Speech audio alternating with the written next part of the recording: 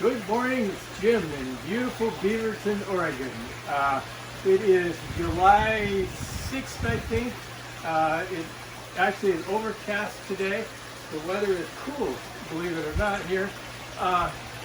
We just recently had a heat wave where the temperature very close to here was 112. I don't know exactly what it was here, but on the other side of this wall, on the south side, the temperature was 140 degrees, which is really, really hot. So the moral to the story is if you think you're preparing for one temperature, maybe you should prepare for a higher temperature, which is what I'm doing, of course. But before we get into anything else, I would like to talk about ventilation and aeration today, but only after I have a little look at the plants we're growing. These we grew right next door in that little greenhouse right there. Got some big tomatoes coming there. Over here we have some cherry tomatoes, both here and out there. And we have lots of green peppers coming up. We're going to get one of those for lunch today. And this tomato plant over here has some really nice tomatoes on it that are just getting ready to start turning ripe. Some of the bigger ones we've had. Let's go on down. The herbs are doing pretty good. The heat didn't seem to kill them off too much. You got, by the way, the highest temperature I recorded in here was about 110 degrees, which was considerably cooler than out there, and that's only in the afternoon, of course. We finally have some strawberries. In fact, I'm going to just try that one. Oh yeah. I don't know if we're going to have a bumper crop or not, but we're starting to get some. We get lots of lettuce and we have onions.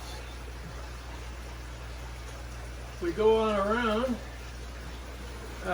The pumpkin seeds are out today and they're looking. If I had food in my hand, they would eat it.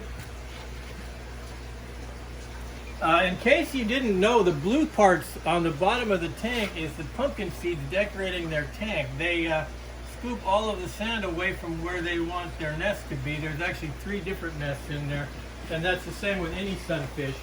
Over here we have the bluegills in their new tank. This is one of the most beautiful bluegill you will ever see in your life. He's just a gorgeous fish and probably approaching a pound or so. There's 6 of them in there. This little one over here, smaller, is not actually a bluegill. It's a pumpkin seed as far as I know. It's different, but it's quite happy in there. So anyhow, let's talk a little bit about airflow. We have several fans, 2 of these for air circulation, which is very important if it's really, really hot. In particular, these blow on top of the water where I get a little bit of cooling from the evaporated power of the water. This is an added circulation that I would have if it was really, really hot, which it will be again shortly. And then this little one is actually cooling by air pump, which is a very important thing to do in really, really hot weather. One of the common things to happen is your air pump will overheat and cease to function. So if you can have a little fan right on top of it, that will keep it cool.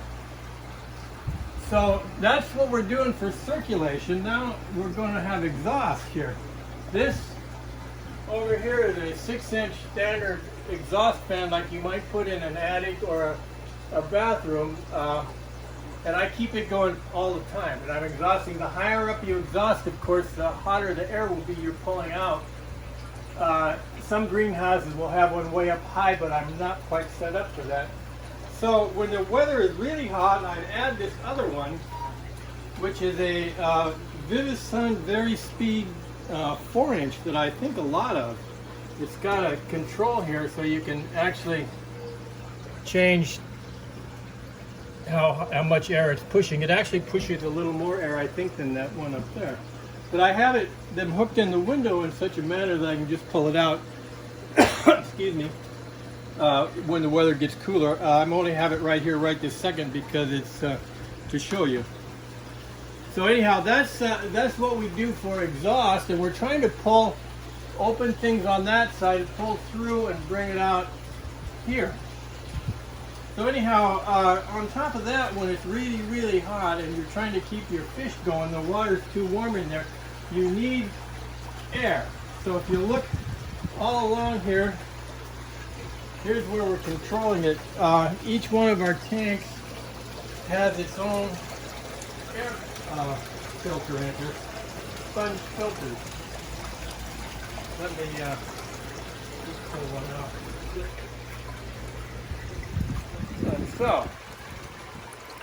And these actually filter the water, and they are excellent filters to have. You need one in each one. They're cheap too. So what fish die from typically when the water is too hot is the fact that it won't hold enough oxygen. So whatever you do anywhere you want to keep the air moving and water circulation, these tanks are turning 3,000 gallons an hour of water. So everything that's here is there and here very, very quickly, and that's also important in hot weather. Let me just step around.